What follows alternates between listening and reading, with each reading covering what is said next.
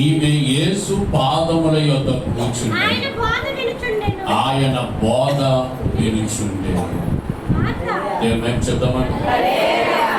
ఈమె యేసు పాదముల యొద్ద కూర్చుండి ఆయన బోధ వినుచుండెను. ఒక దినమున ప్రభువారు బేతనియ అనే ఒక ఊరికి వచ్చినప్పుడు ఆ ఊరిలో ఉన్నటువంటి మార్తా అను ఒక సహోదరి యేసు ప్రభువారిని తన ఇంట చేర్చుకున్నారు.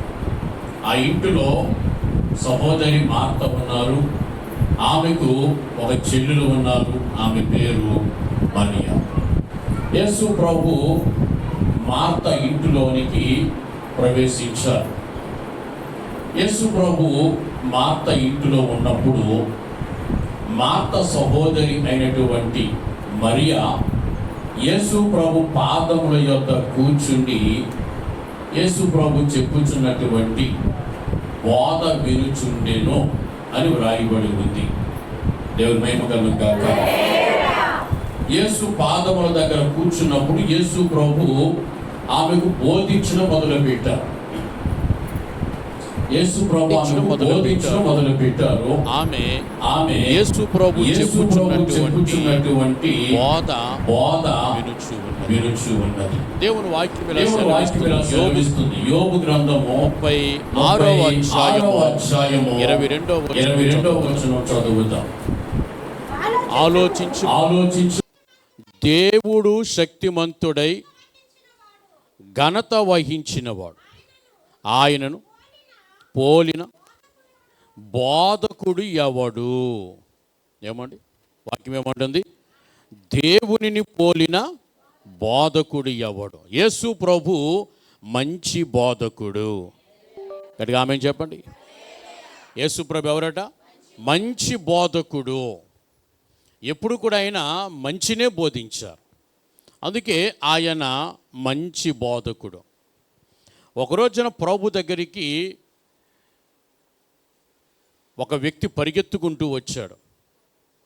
అతను ధనవంతుడు అని చెప్పబడ్డది, యవనస్తుడు అని చెప్పబడ్డది, ఒక పెద్ద ఉద్యోగి ఆఫీసర్ అని కూడా చెప్పబడ్డది. ప్రభు దగ్గరికి పరిగెత్తుకుంటూ వచ్చాడు. వచ్చి ఏమన్నాడు అంటే, సద్బోధకుడా అన్నాడు. సద్బోధకుడా అంటే సత్బోధకుడా, ఓ మంచి బోధకుడా, ఓ మంచి బోధకుడా. పిల్లలారా, యేసు ప్రభు ఒక మంచి బోధకుడు. అందుకే వాక్యం చెప్తుంది, మనం చదివిన యోబు గ్రంథంలో ఏమండి, యోబు గ్రంథంలో మనం చదివిన 36వ అధ్యాయం 22వ వచనంలో ఆయనకు పోలిన బోధకుడు ఎవడు? యేసు ప్రభును పోలిన బోధకుడు ఈ ప్రపంచంలో ఇంకెవ్వరునో లేరండి, ఎవరు లేరు. ఎందుకనంటే యేసు ప్రభులాగా మంచిని బోధించిన వారు ఎవరూ లేరు. యేసు ప్రభులాగా సత్యమును బోధించిన వారు ఎవరూ లేరు. అందుకే వాక్యం అంటుంది, యేసు ప్రభును పోలిన బోధకుడు ఎవ్వడునో లేరట. ఒకరోజున యేసు ప్రభు వారు ఇలాగన ఒక దేవాలయంలోనికి వెళ్ళారు. విశ్రాంతి దినము, ఆరాధన జరుగుతూ ఉంది. మీలాగే చాలామంది వ్యక్తులు, భక్తులు ఆ మందిరములోనికి వచ్చారు. నాలాంటి ఒక పాస్టర్ గారు, ఒక యాజకుడు కూడా మందిరంలో ఉన్నాడు. అయితే ఆ దినమున యేసు ప్రభు వారికి బోధించడానికి అవకాశం ఇవ్వబడ్డది. అప్పుడు యేసు ప్రభు నోరు తెరిచి బోధించడం మొదలుపెట్టారు. ఆ బోధ ఎలా ఉన్నది అనంటే, మార్కు సువార్తలో ఆ బోధను ఇలాగూ రాయబడి ఉంది.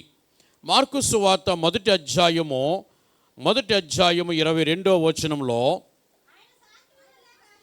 ఆయన శాస్త్రుల వలె కాక అధికారము గల వాని వలె వానికి బోధించెను. ఆమె చెప్పండి అందరూ. మరి ఎలా బోధించారట? అధికారం కలిగిన వాని వలె బోధించారట. ఆ ముందు ఇంకొక మాట రాయబడ్డది, శాస్త్రుల వలె కాక. పిల్లలారా, ఆ ప్రాంతంలో శాస్త్రులు అని పిలువబడుతున్నటువంటి ఒక బోధకుల వ్యవస్థ ఉంది. వారి మత బోధకులు అని పిలిచేవారు. శాస్త్రులు లేదా పరిసయ్యులు, సద్దూకయ్యులు, ఇలాగున్న రకరకాల పేర్లతో వారిని పిలుస్తూ ఉండేవారు. శాస్త్రులు అనేటటువంటి ఒక తెగవారు బోధకులుగా ఉన్నారు. ప్రజలకు వారు బోధిస్తూ ఉండేవారు. కానీ శాస్త్రులు అని పిలువబడుతున్న వారు ప్రజలకు బోధించిన బోధకును, యేసు ప్రభువారు ప్రజలకు బోధించిన బోధకును చాలా వ్యత్యాసము కనిపించింది. శాస్త్రులు బోధించిన బోధ చాలా నార్మల్గా ఉంది, చాలా నార్మల్గా. కానీ యేసు ప్రభు బోధించిన బోధ ఎలా ఉందట? అధికారము గల వానిగా బోధించారట. ఆమె చెప్దామా? ఎస్, ఆయన బోధలో అధికారం ఉంది. యేసు ప్రభు బోధించిన బోధలో అధికారం ఉంది. ఎందుకో తెలుసా? యేసు ప్రభు సర్వాధికారి. ఆయన అంటారు కదా, నాకు భూమి మీదను నాకు పరమందును సర్వ అధికారము ఉన్నది అంటాడు. భూమి మీద అధికారం ఉందట ఆయనకి, ఆయనకు పరమందు అధికారము ఉన్నది, ఆయనకు నరకమందును అధికారము ఉన్నది.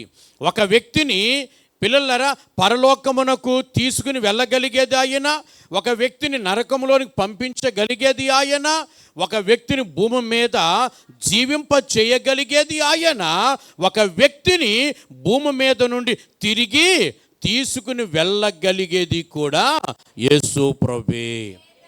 నరులారా తిరిగి రండి అని పిలిస్తే ఈ భూమి మీద జీవించే వ్యక్తులలో ఎవరైనా ఎంతటి వారైనా ఈ లోకమును విడిచి ఆయన మాటకు విధేయులు కావలసినదే. అందుకని వాక్యం ఏం చెప్తుందనంటే ఆయన సర్వాధికారము కలిగిన వాడు. పిల్లలారా, ఒక రోజున ఆయన ఒక దోణి మీద ఆ గలిలయ సముద్రం మీద ప్రయాణమై వెళుతూ ఉన్నప్పుడు అకస్మాత్తుగా ఆ సముద్రం మీద ఒక పెద్ద తుఫాను రేగి అలలు ఎగసి పడుతూ గాలి విసిరి కొడతా ఉందట. ఆ దోణిలో యేసు ప్రభుతో పాటు ఉన్న ఇంకను మిగిలిన శిష్యులు వారు భయకంపితులయ్యారు, భయముతో నింపబడ్డారు. అప్పుడు ప్రభువారు ఏం చేస్తారో తెలుసా? ఆ సముద్రమును గద్దించారు, ఆ తుఫాను గద్దించారు. గాలి ఆగు అని అన్నప్పుడు గాలి ఆగిపోయిందట. సముద్రమా నువ్వు శాంతించు అన్నప్పుడు సముద్రము శాంతించిందట. ఏమండి, అంత నార్మల్ అయిపోయింది, ఆ వాతావరణం అంతా నార్మల్ అయిపోయింది. పిల్లల తుఫాను ఆగిపోయింది. వాక్యం అంటుంది ఆయన సెలవీయగా తుఫాను పుట్టెను అంటుంది. ఆయన సెలవీయగా తుఫాను ఆగెను అని చెప్తుంది. దేవునికి అధికారం కలిగిన వాడు. ఆరో శిష్యులు అనుకుంటున్నారట, ఈయన ఎవరో, ఈయన మాటకు సముద్రము గాలియు లోబడుచున్నవి. ఎవరైనా అధికారం కలిగిన వాడు, సృష్టి మీద అధికారం కలిగిన వాడు, గాలి మీద అధికారం కలిగిన వాడు, సముద్రం మీద అధికారం కలిగిన వాడు. పిల్లలారా, అన్నింటి మీద అధికారమును కలిగిన వాడు. అందుకే ఆయన బోధిస్తూ ఉన్నప్పుడు ప్రజలు ఆశ్చర్యపడేవారట. ఈయన బోధిస్తూ ఉంటే అధికారం కలిగిన వ్యక్తి ఎలా బోధిస్తాడో అలా బోధిస్తున్నాడు అని అనుకునేవారట. ఎందుకనంటే ఆయన సర్వాధికారి అయినటువంటి దేవుడు అని దేవుని వాక్యం అని సెలవిస్తూ ఉంది. ఆమెను చెప్తాం గట్టిగా.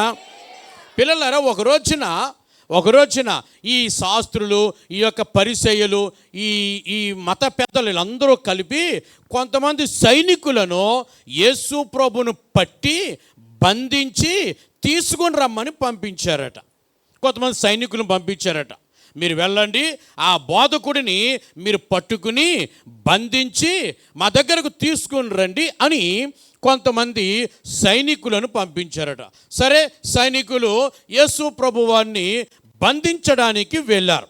అప్పటికి యేసు ప్రభు చుట్టూ చాలామంది జన సమూహం ఉన్నారు.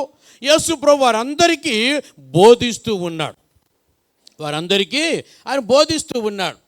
కనుక ఆయన బోధిస్తూ ఉంటే ప్రజలందరూ ఆలకిస్తూ ఉన్నారు. ఆయన బోధిస్తూ ఉండగా ఆయనను బంధించడానికి వచ్చినటువంటి ఆ సైనికులు కూడా నిలవబడి ఆలకించడం మొదలుపెట్టారు. సరే, కొంత టైం అయ్యింది. యేసు ప్రభు బోధించే బోధ ముగించారు.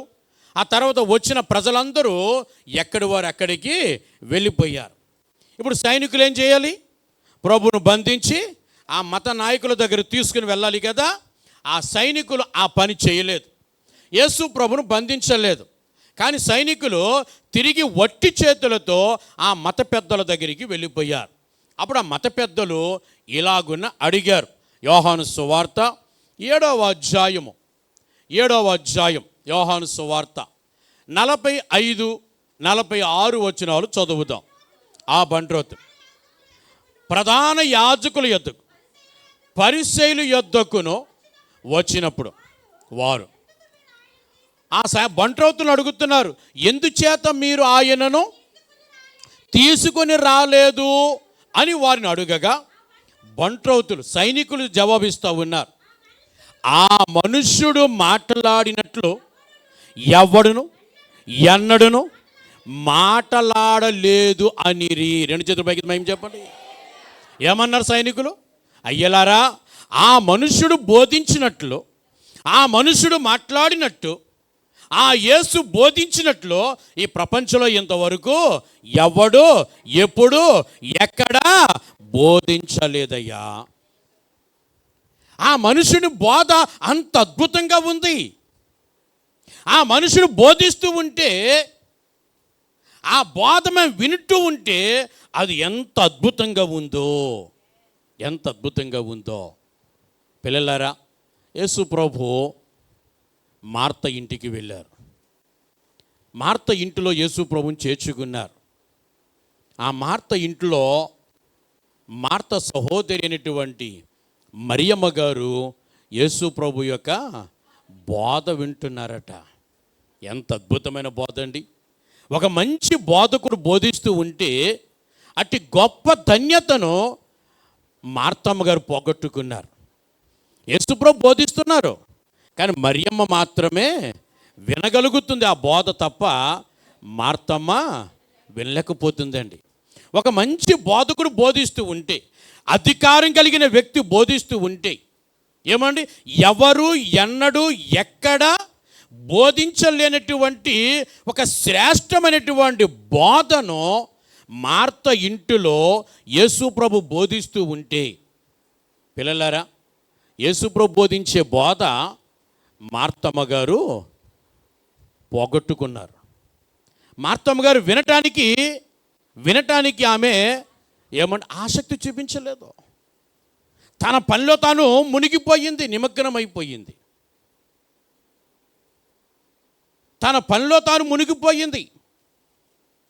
అంతే తప్ప యేసు ప్రభు మా ఇంటికి వచ్చాడు, ఆయన ఒక మంచి బోధకుడు, మా చెల్లి వలె నేను కూడా ఆయన పాదముల దగ్గర కూర్చుని ఆయన చెప్పే మాటలు నేను కూడా వింటాను, ఆయన బోధ నేను వింటాను అన్నటువంటి ఆలోచన ఆనాడు మార్తమ్మ గారు కలిగి ఉండలేకపోయారు.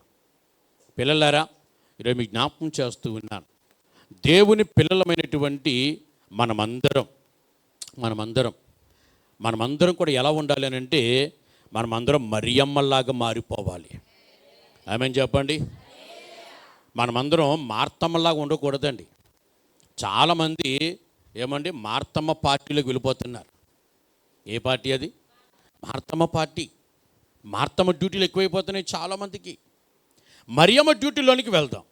ఏమండి, మరియమ్మ పార్టీ వహిద్దాం. మరియమ్మ పార్టీకి జై కొట్టండి, అది మనకు ఆశీర్వాదం. మరియమ్మ పార్టీ ఏంటి? ఏమండి, మరియమ్మ పార్టీ ఏంటి? ఎస్, యేసు ప్రభు బోధ వినుచున్న పార్టీ అది. యేసు ప్రభు మాటలు వినే పార్టీ అది కదా. యేసు ప్రభు మాట శ్రేష్టమైన మాట. పిల్లలారా, మరియమ్మ యేసు బోధ వింటుంది, మార్తమ్మ ఏం చేస్తుందట? తన పనులలో మునిగిపోయింది. యేసయ్య బోధను వినే స్థితిలో లేదో. పిల్లలారా, దేవుని పిల్లలు మనం, ప్రభు రక్తంలో కడగబడిన వారం. ఎలా ఉండాలి మనం అనంటే, ఎప్పుడు కూడా యేసయ్య బోధ వినేవారముగా ఉండాలి. అది మనకు ఆశీర్వాదం అండి, అది మనకు ఆశీర్వాదం. ఒక రోజున వాక్యంలో ఇలా రాయబడి ఉంది, చదవండి ఆ మాట. మార్కు సువార్త 4వ అధ్యాయం, మార్కు సువార్త 4వ అధ్యాయం 33వ వచనం.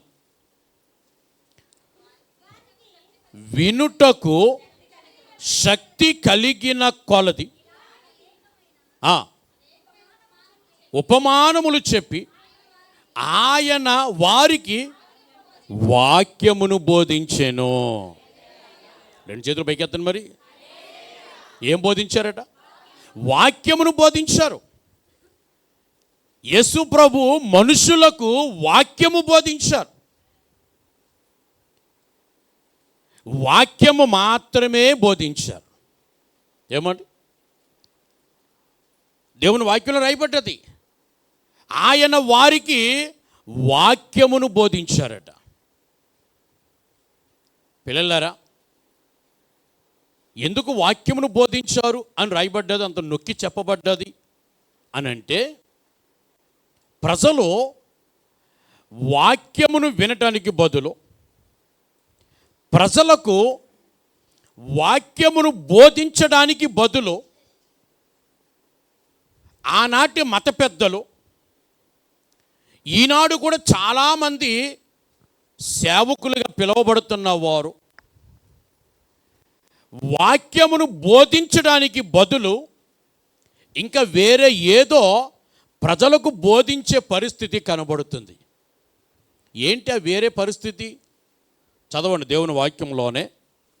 మత్తయి సువార్త 15వ అధ్యాయం, మత్తయి సువార్త 15వ అధ్యాయము 6 నుంచి 9 వచనాలు చదువుదాం. మీరు మీ పారంపర్య ఆచారము నిమిత్తం దేవుని వాక్యమును నిరర్ధకము చేయుచున్నారు.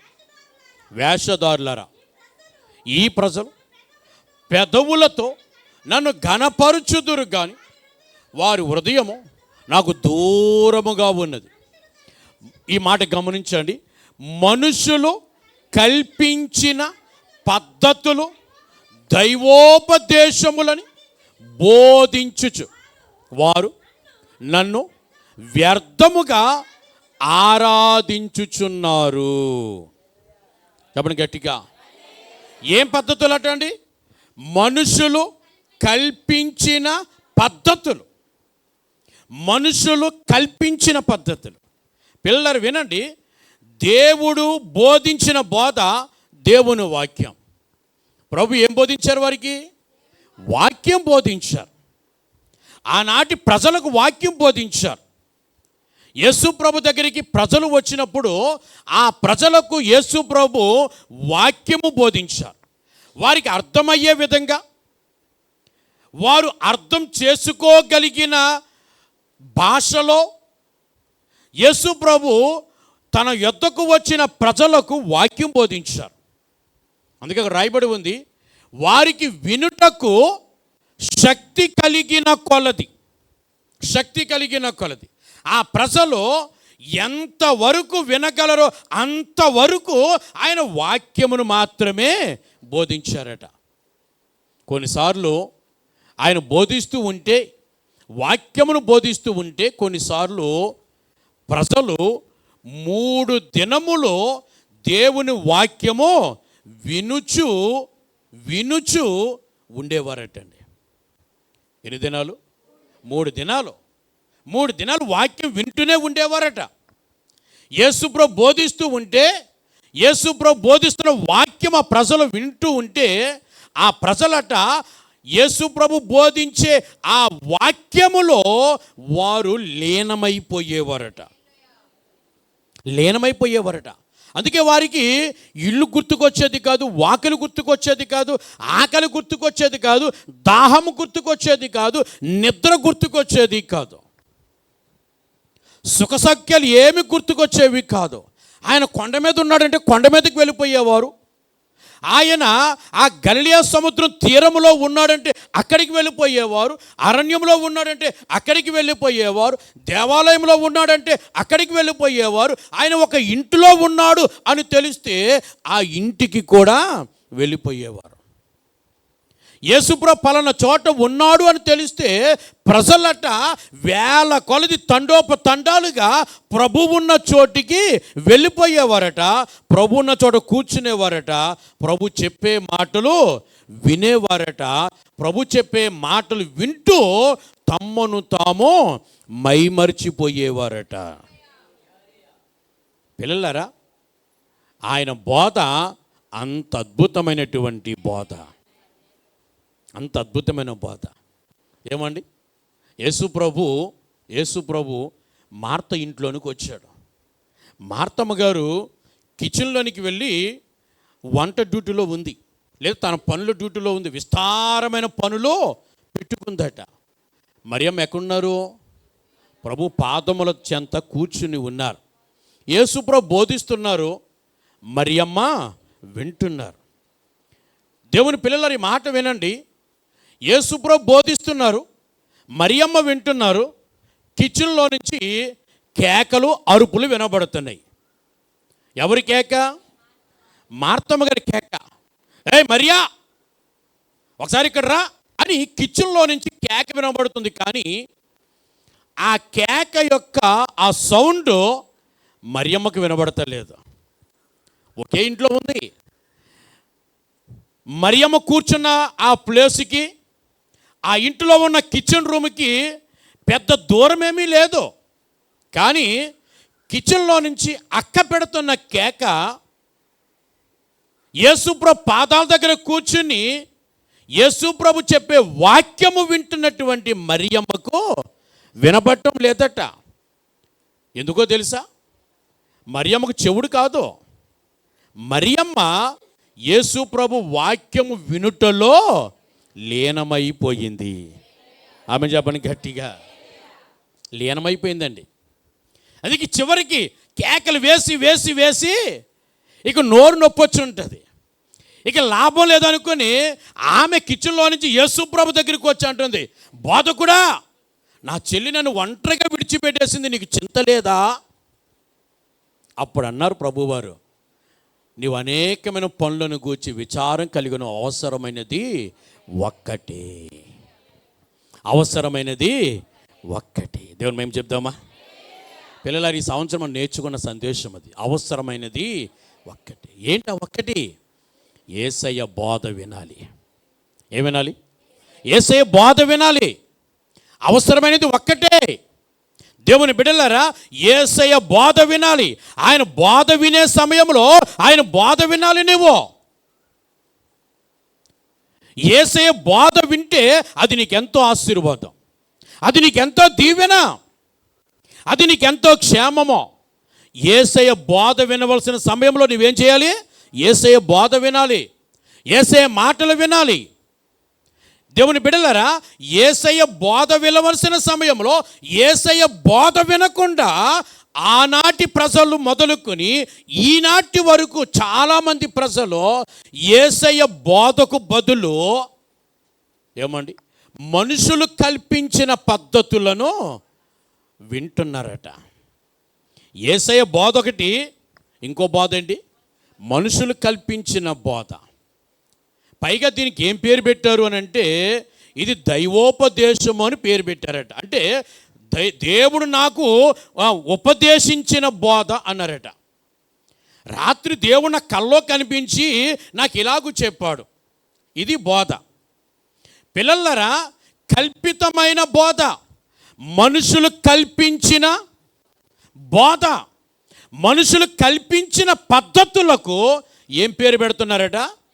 దేవుని బోధ, దేవుడు చెప్పిన బోధ, దేవుడు చెప్పమన్నా బోధ, దేవుడు మాట్లాడిన బోధ అని పేరు పెట్టి మనుషులకు దేవుని బోధను ప్రక్కన పెట్టి, వాక్యాన్ని ప్రక్కన పెట్టి ఏమండి లోక సంబంధమైన వ్యర్థమైన కల్పితమైనటువంటి విషయాలను ఈరోజున అనేక మంది ప్రజలకు బోధిస్తూ ఉన్నారు.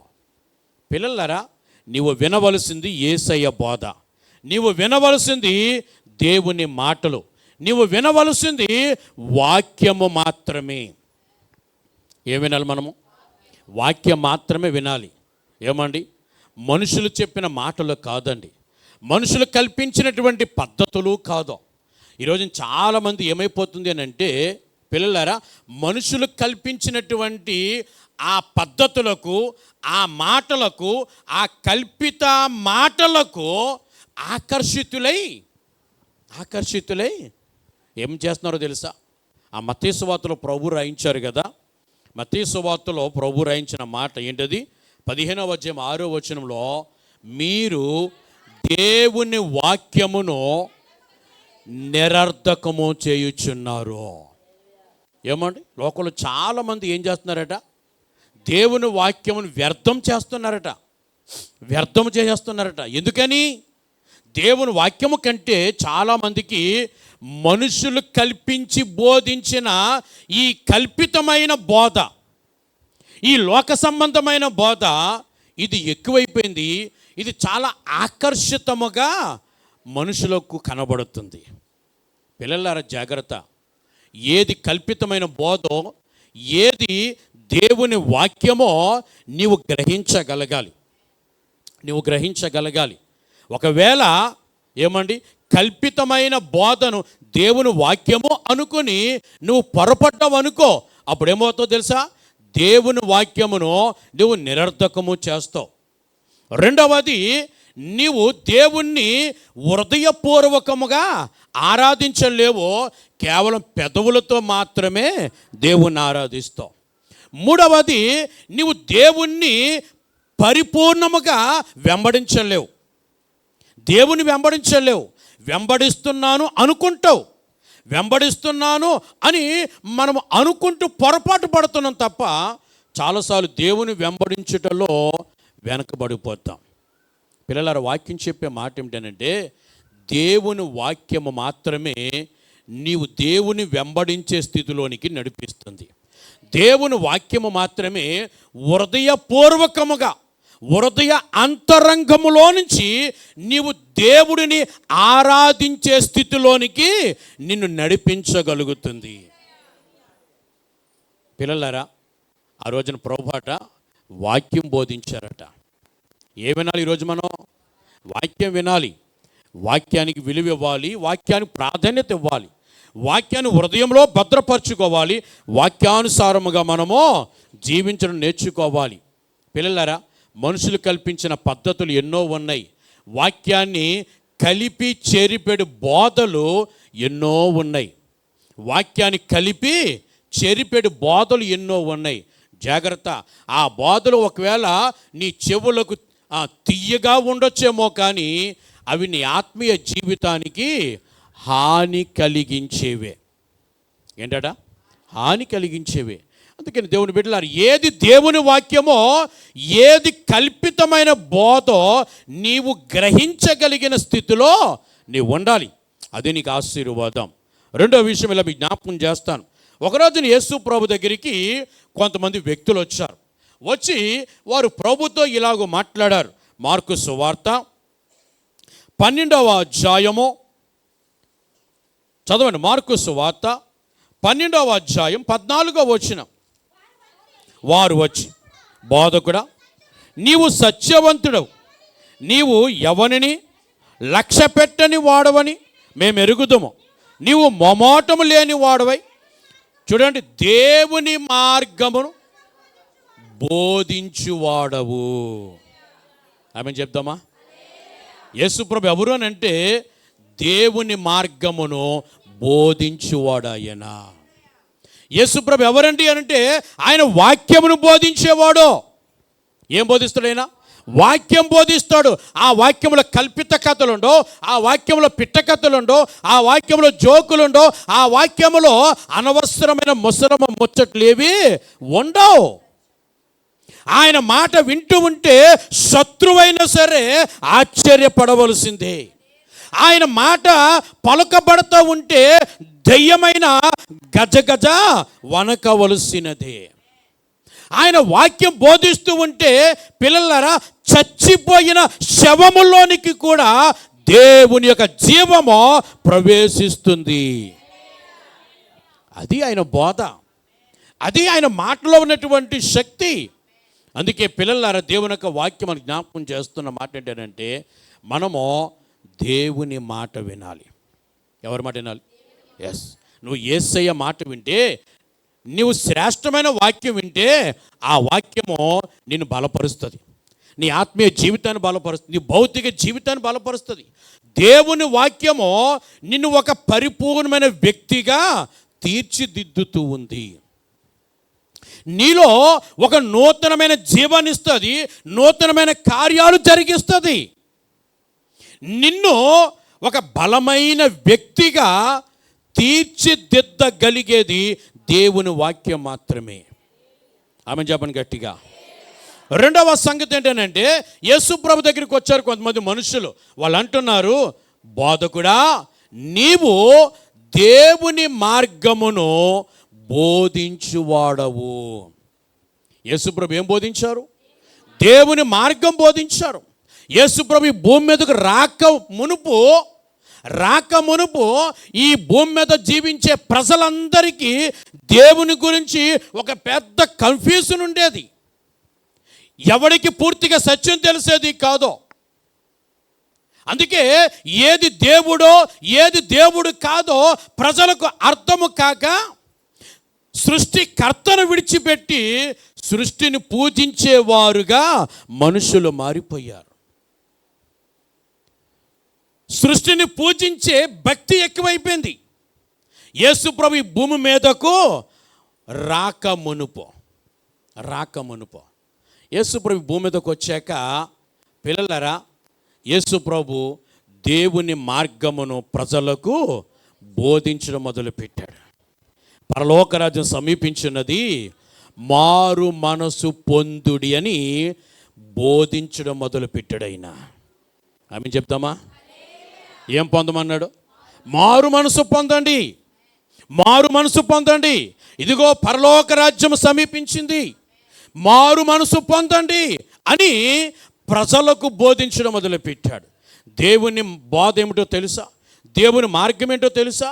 మారు మనసు, పశ్చాత్తాపము.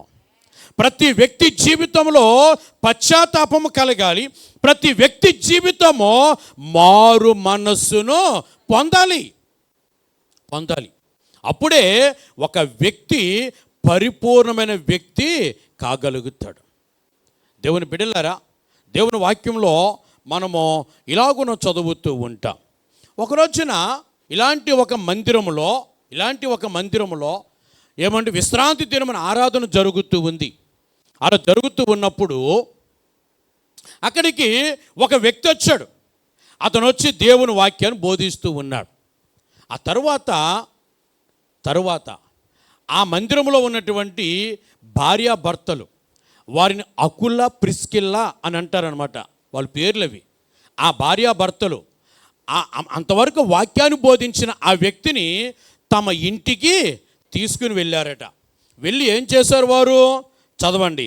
అపోస్తుల కార్యముల గ్రంథము 18వ అధ్యాయము 26వ వచనం. అపోస్తుల కార్యముల గ్రంథం 18వ అధ్యాయం 26వ వచనం. ప్రిస్కిల్లా, అకులయు విని అతనిని చేర్చుకుని దేవుని మార్గం మరీ పూర్తిగా అతనికి విశదపరచెను. ఆమె చెప్తామా? ఇప్పుడు ఒక వ్యక్తి వచ్చాడు, చర్చిలో నిలబడ్డాడు, తనకు తెలిసిన బోధ, తనకు తెలిసిన సత్యమును అతను బోధిస్తున్నాడు. చర్చిలో ఉన్నటువంటి ఒక భార్యాభర్తలు అతను తమ ఇంటికి తీసుకుని వెళ్ళి వారు ఏం చేశారట? దేవుని మార్గమును మరీ పూర్తిగా, మరీ విపులముగా ఆ వ్యక్తికి బోధించారట. ఆ వ్యక్తిని కూర్చోబెట్టి. పిల్లలు, అకుల, ప్రిస్కిల్లా ఇద్దరు విశ్వాసులే, వారేమి దేవుని సేవకులేమి కాదు. కానీ వారు ఏం చేశారో తెలుసా? దేవుని మార్గమును మరీ విపులముగా వారికి బోధించారు. అప్పుడు ఆ వ్యక్తి దేవుని మార్గమును విపులముగా తెలుసుకున్నాడు. ఆ తర్వాత ఆ వ్యక్తి అనేకమైన స్థలాలకు వెళ్ళి యేసే క్రీస్తు అని ప్రకటించడం ప్రారంభించాడు. నిజమే. ఈరోజు ప్రభు మనకు నేర్పించే మాట అది. దేవుని పిల్లలందరూ కూడా ఎలా ఉండాలని అంటే, దేవుని మార్గమును విపులముగా తెలుసుకోవాలి, పరిపూర్ణంగా తెలుసుకోవాలి. ఈ రోజుల్లో అండి మనుషులకు అంతా కూడా మిడిమిడి జ్ఞానం ఎక్కువైపోయింది. మిడిమిడి జ్ఞానం ఎక్కువైపోయిందండి ఈ రోజుల్లో. దేవుని బిడ్డలారా, ఈ మిడిమిడి జ్ఞానంలో నుంచే వాక్యాన్ని కల్పించేరిపడే బోధలు కూడా పెరిగిపోతూ ఉన్నాయి. ఈ రోజున సత్యాన్ని పూర్తిగా తెలుసుకోవడానికి మనుషులు ఇష్టము చూపించాలి. నువ్వు వాక్యమును ఎంత ఎక్కువగా నువ్వు నేర్చుకుంటావో అంత ఎక్కువగా నీ జీవితం శ్రేష్టమైన జీవితం కాగలుగుతుంది. చదవండి కొలసీలకు రాసిన పత్రికలో, కొలసీలకు రాసిన పత్రిక 1వ అధ్యాయము 28వ వచనం చదువుదాం. ప్రతి మనుషుని క్రీస్తునందు ఎలా చేయాలట? సంపూర్ణునిగా చేయాలి. దేవుని ఎదుట నిలవబెట్టవలనని సమస్త విధములైన జ్ఞానముతో మేము ప్రతి మనుషునికి బుద్ధి చెప్పుచు, ప్రతి మనుషునికి బోధించుచు ఆయనను ప్రకటించుచున్నాము. ఇక్కడ కూర్చున్న మనందరి మీద దేవుడు ఒక బాధ్యత పెట్టారు. ఏంటి ఆ బాధ్యత తెలుసా? ప్రతి వ్యక్తి తన తోటి వారికి దేవుని మార్గమును విపులముగా బోధించాలి. ఫస్ట్ మనం తెలుసుకోవాలి. రెండవది మన తోటి వారికి మనము దేవుని మార్గమును విపులముగా బోధించాలి. ఈరోజు చాలామందికి దేవుని మార్గం తెలియటం లేదండి. దేవుని నమ్మేసుకున్నాం అనుకుంటూ ఏమంటే దేవుని నమ్ముకున్నామో అని చెప్పుకుంటూ బ్రతికేస్తున్నారు. నేను దేవుని నమ్ముకున్నాను అని చెప్పుకుంటున్నారు తప్ప వారిలో ఉన్నటువంటి వ్యసనాలు విడిచిపెట్టడం లేదు. వారిలో ఉన్నటువంటి చెడు తలంపులు, చెడు మాటలు, చెడు నడవడిక విడిచిపెట్టడం లేదు. పేరుకు మాత్రం ఏమంటారు? మేము దేవుని నమ్ముకున్నామండి, మేము చర్చికి వెళ్తామండి, మా పాస్టర్ గారు పలానా అండి, మా చర్చి పలానా అండి, మా చర్చి పలానా చోటు ఉందండి. ఎంత గొప్పగా చెప్పుకుంటామో కదా. దేవుని పిల్లలారా, నీకు దేవుని మార్గము గనక, దేవుని వాక్యము గనక నీకు పరిపూర్ణంగా తెలుసుంటే నీ జీవితంలో ఏం కలిగిద్దో తెలుసా? మారు మనసు కలుగుతుంది. ఏం కలిగిద్ది? మారు మనసు కలిగిద్ది, పశ్చాత్తాపం కలిగిద్ది. అప్పుడు దేవుని దగ్గర నిన్ను నువ్వు సరి చేసుకోగలుగుతావు.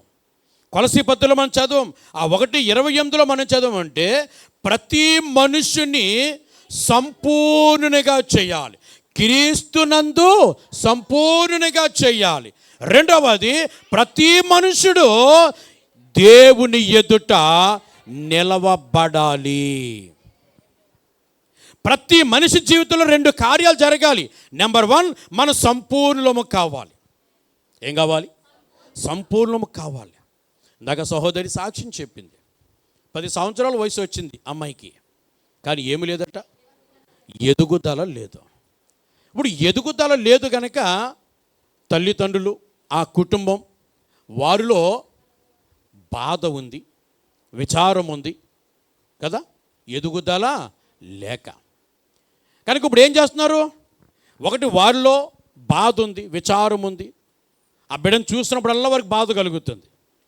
ఇప్పుడు రెండవది ఏం చేస్తున్నారు? వాళ్ళు ఆ బిడ్డకు వైద్యం చేయించడానికి ప్రయత్నం చేస్తున్నారు. దేవుని బిడ్డలారా, వాక్యం చెప్తుంది. ఇప్పుడు రేపొద్దున ఆ వైద్యం సక్సెస్ అయ్యి ఆ బిడ్డలో ఎదుగుదల స్టార్ట్ అయింది అనుకోండి, అప్పుడు ఆ కుటుంబ తల్లిదండ్రులు, ఆ అమ్మమ్మ, ఆ పెద్దమ్మ కుటుంబం వాళ్ళందరూ ఎంత సంతోషిస్తారు. అవునా? ఏడుతారా? సంతోషిస్తారు. పిల్లల వాక్యం చెప్తుంది, ప్రతి మనుషుడు దేవుని ఎదుట నిలవబడాలి. ఎలా నిలబడాలి తెలుసా? సంపూర్ణముగా మనం నిలవబడాలి. ఎలా నిలబడాలి? మరుగుజ్జులుగా నువ్వు నిలవబడితే, అసంపూర్ణమైన స్థితిలో నువ్వు నిలవబడితే అది సంతోషం కాదండి. ఎలా నిలబడాలి? దేవుని ఎదుట పరిపూర్ణమైన వ్యక్తులముగా నిలబడాలి. క్రీస్తు యొక్క సంపూర్ణతకు సమానమైన సంపూర్ణత కలవారమైనట్లుగా మనము దేవుని ఎదుట నిలవబడాలి. ఆ రోజున దేవుడు నిన్ను చూసినప్పుడు చెప్పవలసిన మాట ఏంటో తెలుసా? ఇతడు నా కుమారుడు, ఈమె నా కుమార్తె అని నిన్ను గురించి ప్రభు చెప్పగలిగితే అది కదా మన జీవితం ధన్యకరం అవటం అంటే. దేవుని మేము చెప్తామా? అందుకే వాక్యం చెప్తుంది, యేసుప్రభు ఈ లోకానికి వచ్చి ఏం బోధించాడు అంటే దేవుని మార్గమును మనుషులకు వివరముగా బోధించాడు. అంతవరకు మనుషులకు అసత్యం ఏలింది, సత్యం తెలియదు.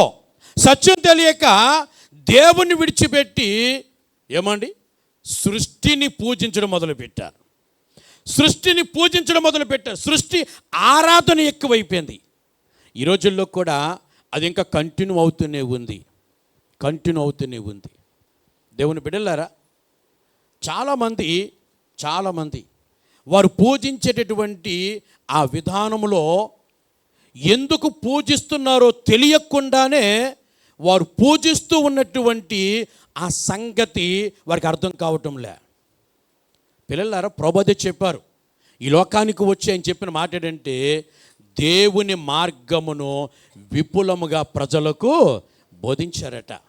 అలా బోధించినప్పుడు అనేక మంది ప్రజలు సత్యం తెలుసుకున్నారు, యేసు ప్రభునందు విశ్వాసం ఉంచారు, ప్రభువును అనుసరించడం వెంబడించడం ప్రారంభించారు. ఆమె దేవుని మహిమ చెప్దామా? అందుకే ఆనాడు మత పెద్దలు కుళ్ళిపోయారు. ఆ మత పెద్దలు లోపల ఎంత బాధపడారో తెలుసా?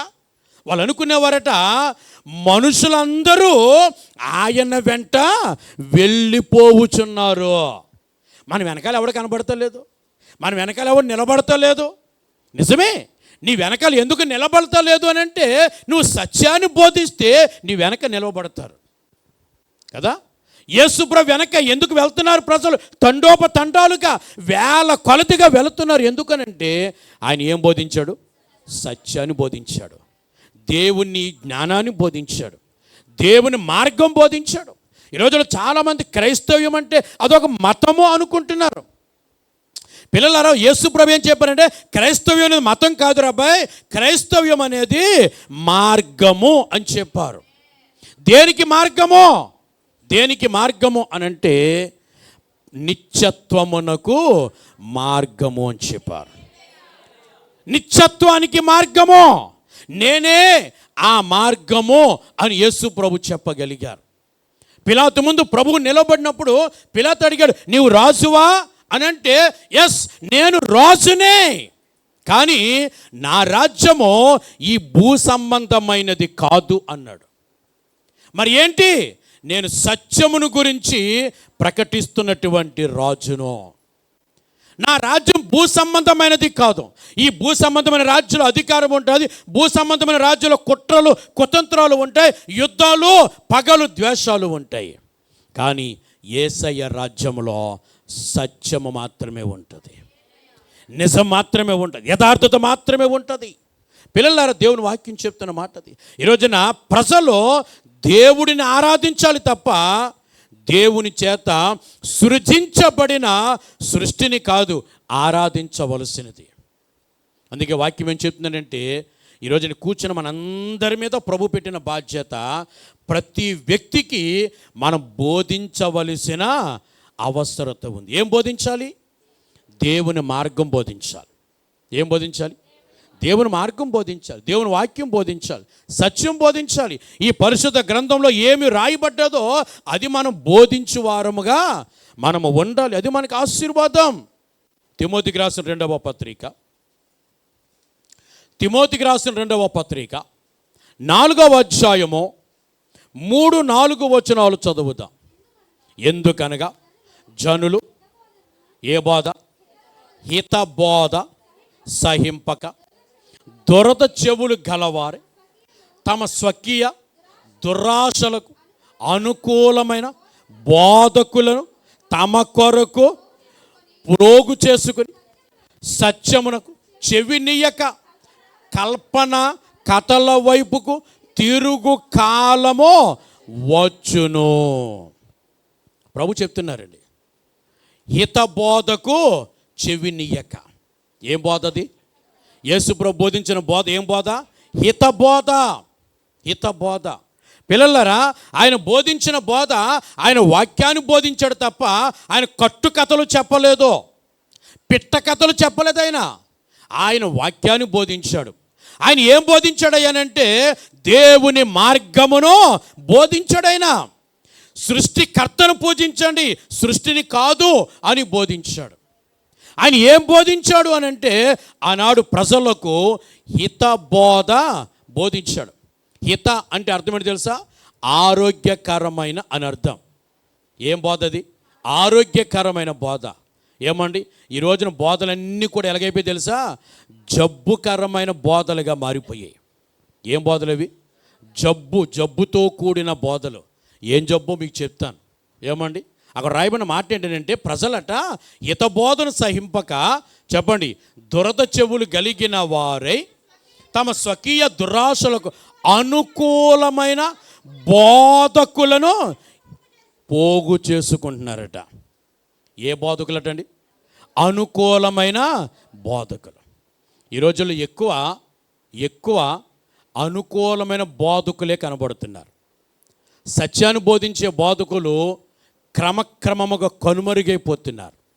ఈ రోజున ఈ సమాజంలో పిల్లలారా అనుకూలమైన బోధకులు నానాటికి పెరిగిపోతూ ఉన్నారు.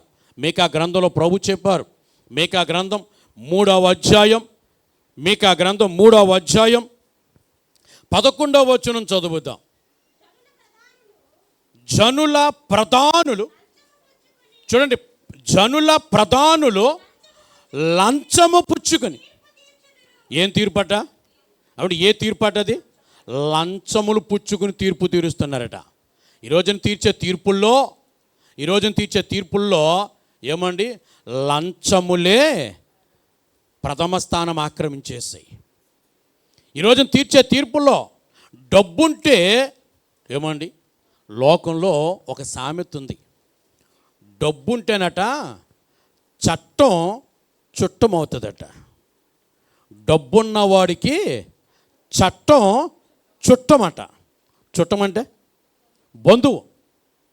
డబ్బున్నవాడికి చట్టాలు బంధువులట. అంటే డబ్బుతో ఏం చేస్తున్నాడు? చట్టాలను తారుమారు చేస్తున్నాడు. డబ్బుతో మనుషులను గోల్మాల్ చేస్తున్నాడు. దేవుని పిల్లల వాక్యం అంటుంది, జనుల ప్రధానులు లంచములు పుచ్చుకొని తీర్పు తీరుస్తున్నారు. ఆ తీర్పు ఎలా ఉంటుంది? ఎవరు డబ్బు ఇస్తే వాడి వైపే తీర్పు. ఆ తీర్పు అన్యాయమైన తీర్పు ఉంటుంది తప్ప ఆ తీర్పులో న్యాయమో కనబడదు కదా. చదవండి ఇంకా. వారి యాజకులు దేనికి బోధిస్తున్నారట? కూలికి బోధిస్తున్నారు. ఈరోజున చాలామంది యాజకులు, సేవకులు, దేవుని బిడ్డలు చాలామంది సేవకులు కూలికి బోధించే వ్యక్తులు అయిపోయారు. ఏమండి, ఎక్కడ డబ్బు ఇస్తే అక్కడ పరుగులెత్తే వ్యక్తులు ఎక్కువైపోయారు. ఈ రోజున సేవకులండి దేవుని బిడ్డలారా, నిజముగా దేవుని మీద ఆధారపడి దేవుని సేవ చేసే సేవకులు చాలా తక్కువ మంది ఉన్నారు. చాలా తక్కువ మంది. సేవకుడు అనేవాడు ఎలా ఉండాలంటే, సేవకుడు అనేవాడు నిత్యము దేవుడి మీద ఆధారపడాలి. ఎవరి మీద? మనుషుల మీద కాదండి. సేవకుడు విశ్వాసుల మీద ఆధారపడకూడదు. సేవకుడు విశ్వాసుల మీద ఆధారపడితే ఏమండి, అతను అసలు సేవకుడే కాదు. విశ్వాసుల మీద ఆధారపడితే సేవకుడు కాదండి. ఎందుకో తెలుసా? సేవకుడు అనేవాడు విశ్వాసులు పిలిస్తే సేవకుడికి రాలేదు.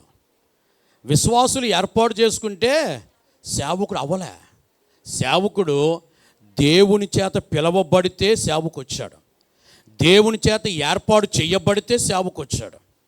అందుకే సేవకుడు అనేవాడు ఎప్పుడు కూడా ఎలా ఉండాలంటే దేవుని మీద ఆధారపడాలి, దేవుని కేంద్రంగా చేసుకుని బ్రతకాలి. అది సేవకునికి ఉండవలసిన లక్షణం. కానీ ఈ రోజుల్లో లేవండి. ఈ రోజుల్లో అలాంటి సేవకులు చాలా తక్కువ మంది. దేవుణ్ణి ఆధారం చేసుకుని దేవుని మీద ఆధారపడి బతికే సేవకులు, సేవ చేసే సేవకులు చాలా తక్కువ. ఈ రోజున సేవకులు చాలామంది ఎలా ఉన్నారనంటే మనుషులను ఆధారం చేసుకుని బ్రతుకుతున్నారు. మనుషులను ఆధారం చేసుకుని. దేవుని బిడ్డలారా, డబ్బుల కొరకు కక్కుర్తి పడుతూ ఏమండి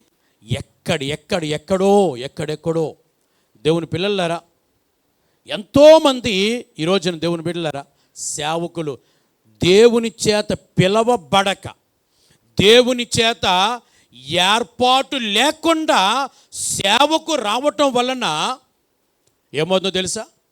సేవా విధానం వారికి అర్థం కాక, సేవా భారము వారికి వంట బట్టక, దేవుని బిడ్డలారా, సేవకుడిని అని చెప్పుకుంటూ ఈరోజున చాలామంది సేవకులు సేవను విడిచిపెట్టి కేవలము డబ్బే ప్రధానము అనుకుని బ్రతుకుతూ ఉన్న, ఆ డబ్బు వెనక పరుగులెడుతున్న సేవకులు ఎంతోమంది ఉన్నారు.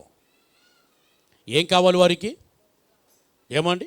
వారి యాజకులు కూలికి బోధింతురు. దేనికట? కూలికి బోధింతారట. ఎక్కడ డబ్బు ఇస్తే అక్కడ వాలిపోతున్న సేవకులు ఎంతోమంది ఉన్నారు.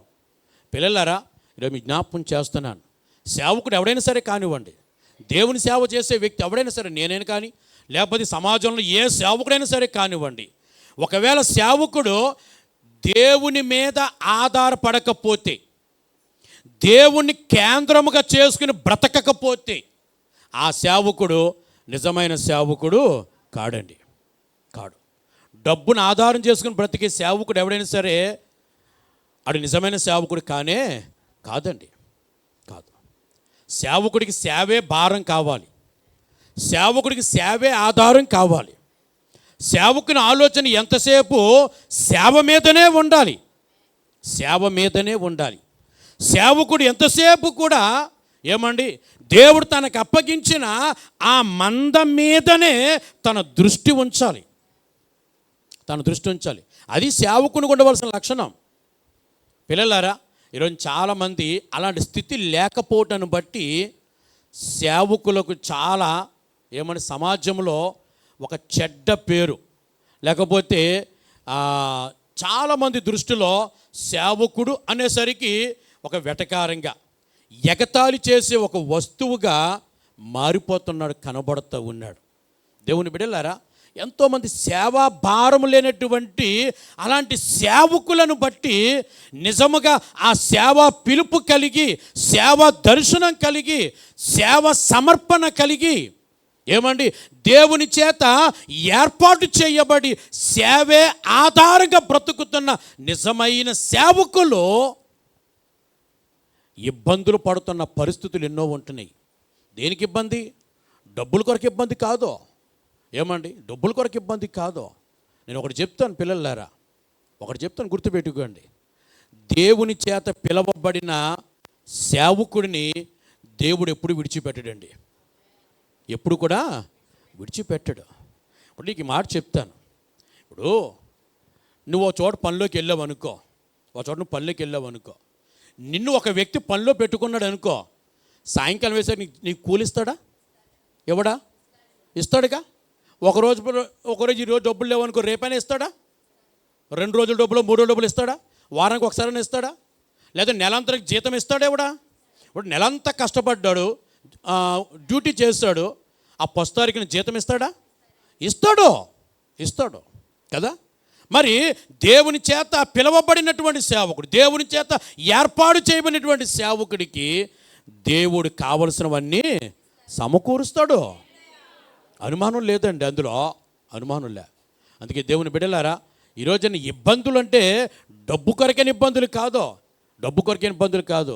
ఎందుకు మాట చెప్తున్నానంటే, దేవుని చేత పిలవబడిన సేవకుడికి కావలసిన ప్రతి అవసరత దేవుడే చూసుకుంటాడు.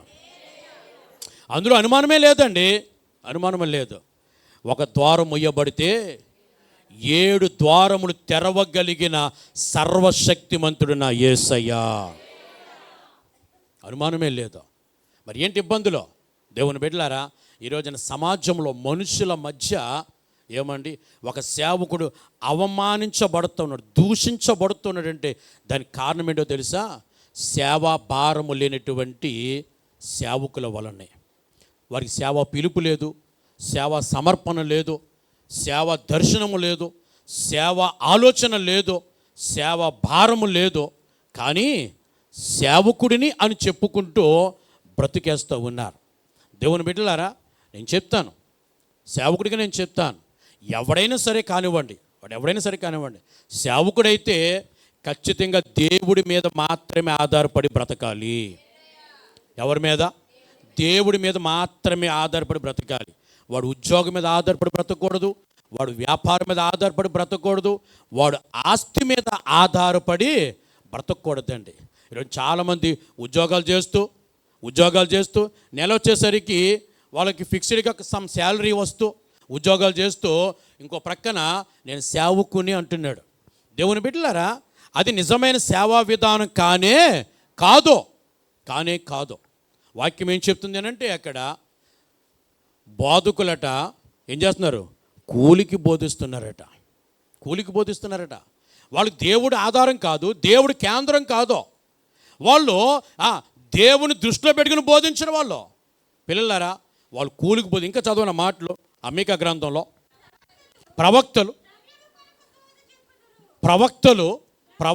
దేని కొరకట? ద్రవ్యము కొరకు. ద్రవ్యం అంటే డబ్బుల కొరకు సోది చెప్తున్నారట. ప్రవక్త అంటే ఒక ఉన్నతమైన స్థితి. ప్రవక్త అంటే దేవుడికి మనిషికి మధ్యవర్తి అని అర్థం అండి. ప్రవక్త అనేది ఒక ఉన్నతమైన ఆధ్యాత్మికమైన జీవితం. కానీ చాలామంది ప్రవక్తలు ఏం చేస్తున్నారట? డబ్బుల కొరకు సోది చెప్తున్నారట, ప్రవచనాలు చెప్తున్నారట. డబ్బుల కొరకు సోది చెప్పే వ్యక్తులుగా మారిపోయారు ఈరోజు చాలామంది. ప్రవక్తలు పేరుకు మాత్రం ప్రవక్తలను చెప్పుకుంటూ ఏం చేస్తున్నారట? సోది చెప్తున్నారట.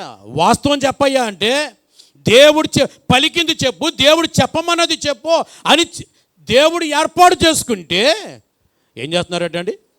దేవుడు చెప్పింది చెప్పడం మానేసి, దేవుడు చెప్పమన్నది చెప్పడం మానేసి సోది చెప్తున్నారట.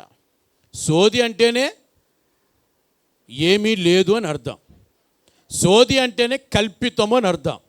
ఈరోజు చాలామంది ప్రవక్తలు కల్పితమైన మాటలు చెబుతూ ఉంటే సత్యము ఎరుగక చాలామంది వారి దగ్గరికి తండోపతండాలుగా పరుగులెత్తుతూ ఉన్నారు. పరుగులెత్తు, నీకు ఆ సోదే కావాలి అని అనుకుంటే పరుగులెత్తావు, అక్కడ నీకేం మిగులుతుంది? సోది మిగులుతుంది. ఏం దొరుకుతుంది? సోది దొరికింది. ఏం వింటావు? సోదే వింటావు. ఆ సోది వలన నీకు ఏ విధమైన ఉపయోగం ఉండదు. దేవుని బిడ్డలారా, ఈరోజు నువ్వు సోది విన్నంతకాలం నీ జీవితంలో ఏ ప్రయోజనం ఉండదు. ఒకరోజు వస్తుంది, ఆ రోజు నువ్వు కుమిలి ఏడుస్తావు. అప్పటికి దేవుడు నీకు ఇచ్చిన విలువైన అవకాశము నువ్వు పోగొట్టుకుంటావు, విలువైన ధన్యతను పోగొట్టుకుంటావు. పిల్లలారా, ఈరోజున నీవు ప్రవక్తల వెంట పరిగెత్తుకో. అక్కడేదో సోది చెప్తున్నాడు, ఇక్కడేదో ఆ జాతకం చెప్తున్నాడు, ఇక్కడేదో ప్రవచనం చెప్తున్నాడు, అక్కడేదో చేస్తున్నాడు అని అంటే ఆ సోది చెప్పే వారి దగ్గరికి పరిగెత్తుకో. అది సోది తప్ప అది వాస్తవం కానే కాదు. ఇంకా చదువు ఆ మాటలో. అయినను ఆ సోది చెప్పేవారు, ఆ కూలికి బోధించేవారు, ఆ లంచాలు పుచ్చుకుని తీర్పు చెప్పే వ్యక్తులు వాళ్ళు ఏమంటున్నారు? ఏం చెప్తున్నారట? అయినను యెహోవాను ఆధారం చేసుకుని, యెహోవా మన మధ్యన ఉన్నాడు కదా, ఏ కీడునో మనకు రానేరదని అనుకొందురు. ఏమనుకున్నారట? దేవుడు మన మధ్యన ఉన్నాడు, మనకి ఏ కీడు రాదు, మనం సురక్షితంగా ఉంటాం, క్షేమకరంగా ఉంటాము అని అనుకుంటారట. నిజంగా దేవుడు నీతో ఉండాలి అని అంటే నీవు దేవుని వాక్యానికి లోబడిన వ్యక్తివై ఉండాలి. ఆమె చెప్పండి గట్టిగా. మరి ఏమై ఉండాలి? నువ్వు దేవుని వాక్యానికి లోబడిన వ్యక్తివై ఉండాలి. అప్పుడే దేవుడు నీతో ఉంటాడు. నువ్వు దేవుని వాక్యానికి లోబడితేనే దేవుడు నీతో ఉంటాడు. ద్వితీయోపదేశకాండం 4వ అధ్యాయం 1వ వచనం చదువుదాం.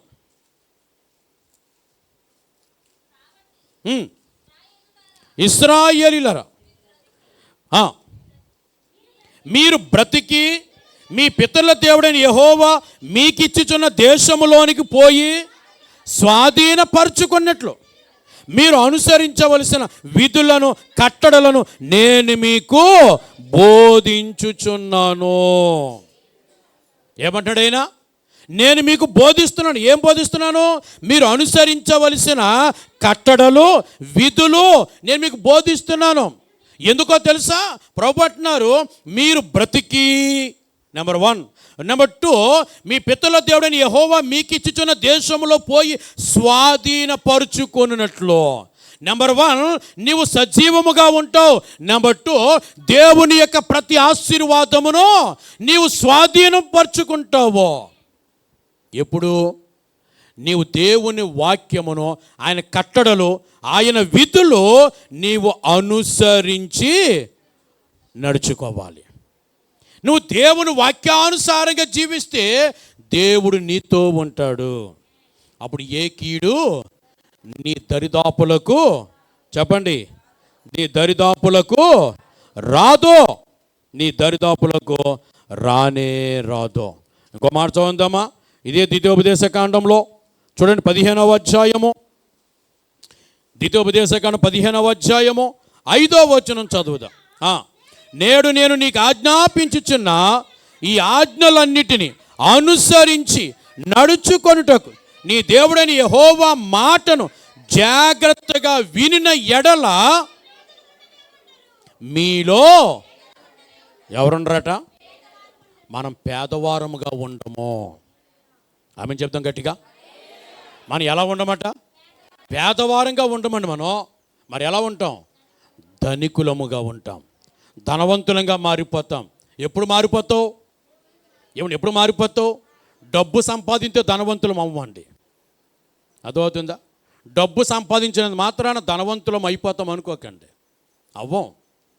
ఏమండి? ఎప్పుడు ధనవంతులం అవుతుందో తెలుసా? నీవు దేవుని వాక్యం వినాలి, దేవుని వాక్యానుసారంగా నువ్వు జీవించాలి. అప్పుడే నీవు ధనవంతుడవు, ధనవంతురాలు అవుతావు. నీవు జీవితంలో పేదరికం ఉండదు. నీ జీవితంలో పేదరికం ఉండదు, దరిద్రత ఉండదు, కీడు ఉండదు, లేమి ఉండదు. నీ జీవితం అంతా ఎలా ఉండదో తెలుసా? సమృద్ధితో నింపబడతావు.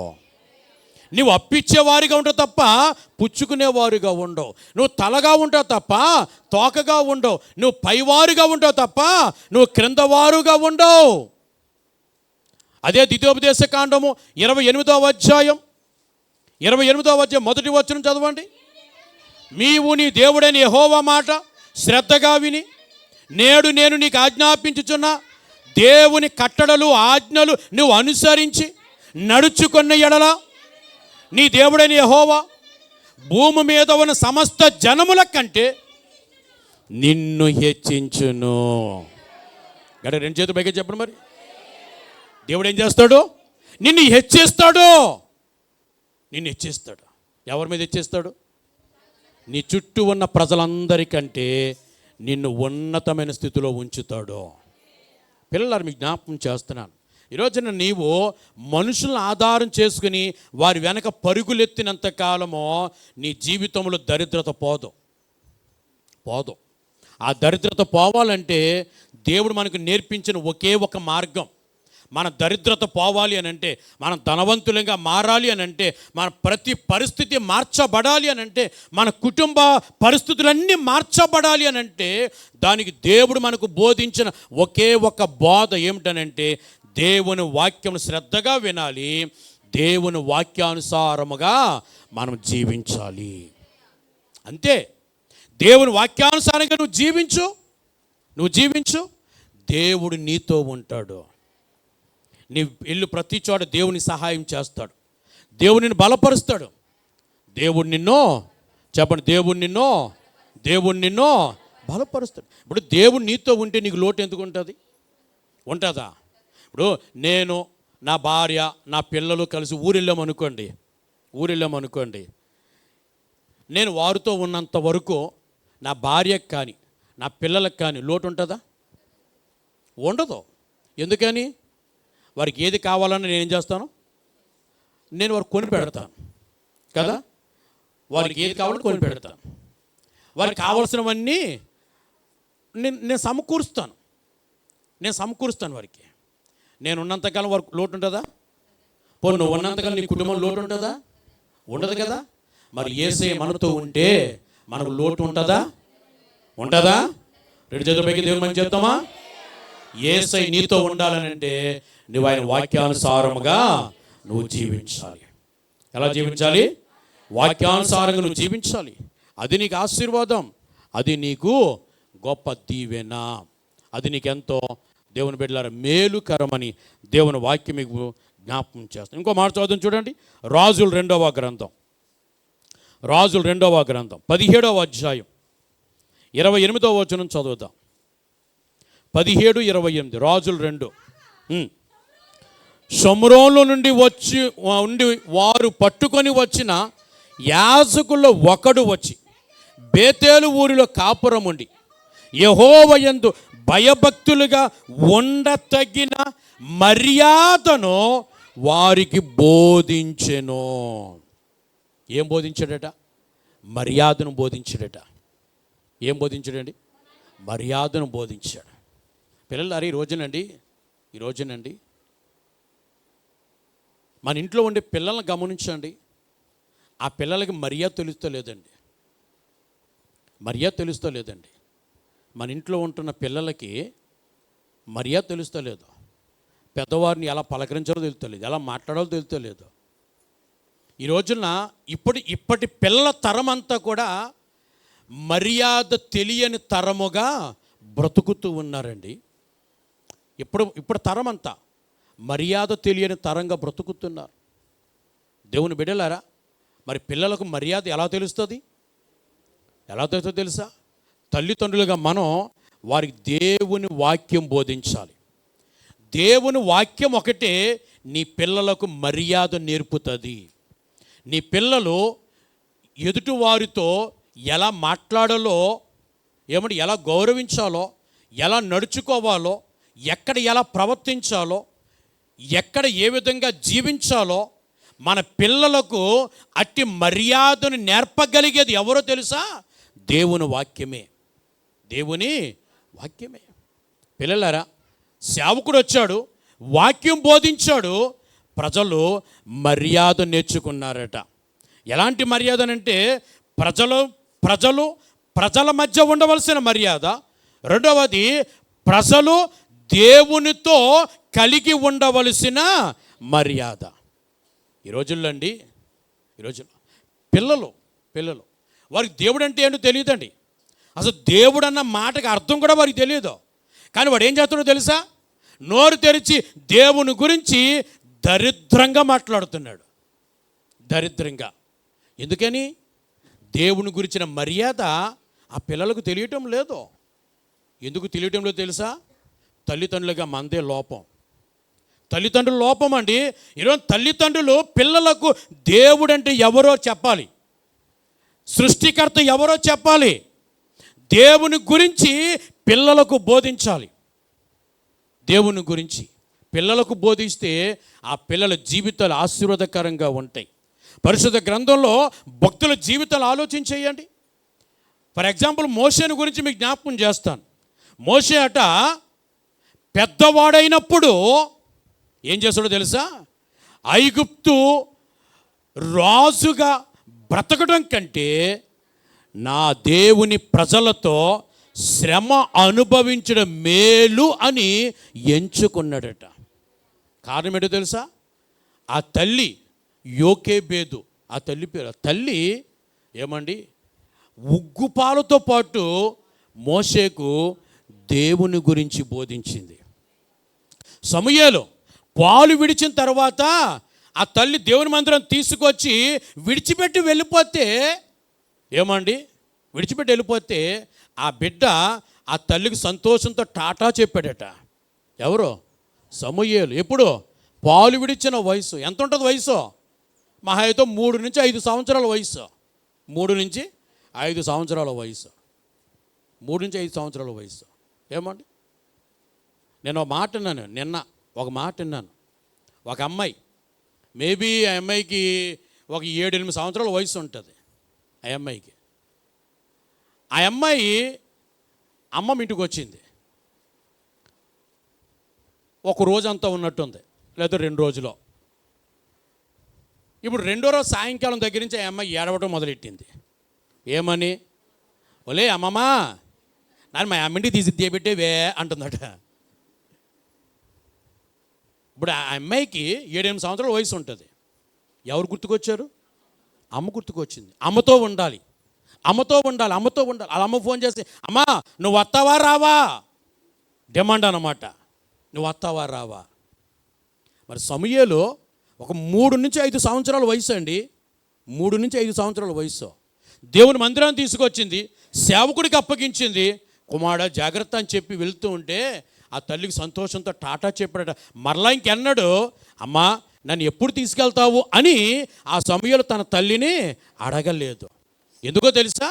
ఆ ఉగ్గుపాలతో పాటు ఆ తల్లి సమూయేలుకు నేర్పిన బోధ ఏంటో తెలుసా? కుమారుడా, నేను దేవుణ్ణి అడిగి నేను పొందుకున్నాను, నిన్ను దేవుని సేవకు ప్రతిష్ఠించాను, నీవు దేవుని సేవ చెయ్యాలి.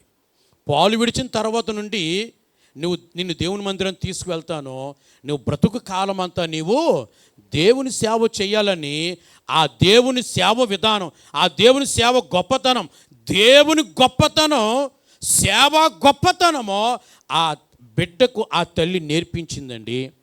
అందుకే ఆ చిన్ని వయసులో నుంచే సమూయేలు సేవ చేయటం మొదలుపెట్టాడు. ఒక గొప్ప సేవకుడు కాగలిగాడు. కదా. ఈరోజున మన పిల్లలండి ఆదివారం సండే స్కూల్ కూడా రావటం లేదండి. మన పిల్లలు ఏమండి ఎక్కడున్నారు అని అంటే ఇక నాకు ఎన్నో స్టోరీలు వస్తూ ఉంటాయి. సండే స్కూల్ కూడా మన పిల్లల్ని మనం చర్చికి నడిపించుకోలేకపోతున్నాం, దేవుని దగ్గర నడిపించుకోలేకపోతున్నాం. అంటే తల్లిదండ్రులారా, మనం ఎంత బలహీనులంగా ఉన్నామో, మన ఆధ్యాత్మికత, మన భక్తి జీవితమో ఎంత బలహీనంగా ఉన్నదో మనం ఆలోచించుకోవాలి. ఈరోజున వాక్యం చెప్తుంది, మన పిల్లలకు మర్యాద నువ్వు చెప్పే మాటలను బట్టి రాదు, నువ్వు పెంచే విధానాన్ని బట్టి రాదు. నీ పిల్లలకు మర్యాద దేవుని వాక్యమును నేర్పించుటను బట్టియే వారికి మర్యాద వస్తుంది. తోటివారితో ఎలా జీవించాలో ఆ మర్యాద వారు నేర్చుకుంటారు.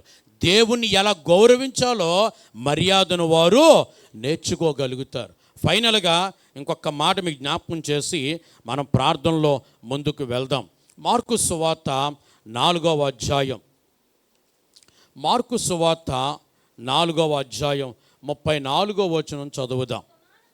ఉపమానము లేక వారికి బోధింపలేదు, కానీ ఒంటరిగా ఉన్నప్పుడు తన శిష్యులకు అన్నింటినీ విశదపరచెను.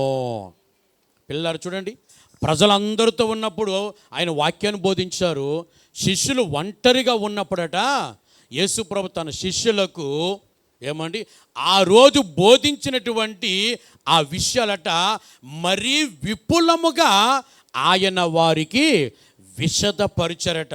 అంటే విడమరిచి చెప్పేవారట. పిల్లలారా, వాక్యం చెప్తుందో తెలుసా?